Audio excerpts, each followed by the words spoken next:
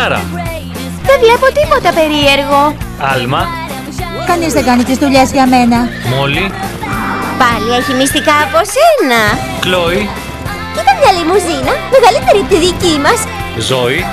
Η διάσημη Whitney. Μπέιλι. Θέλουν να είμαστε ευγενικοί, γιατί μπορεί να ωφελήσει τη γη των αλόγων. Will. Αν καλπάσετε γρήγορα, ίσως πάρετε μεγάλο ύψος. Τα παιδιά της Horseland, όλα μαζί, στη διασκέδαση, στην εκπαίδευση, στην περιπέτεια. Στην Horseland όμως και τα ζώα μιλάνε μεταξύ τους. Αλήθεια. Έτσι πρέπει να συνεννοηθούν όλοι με όλους.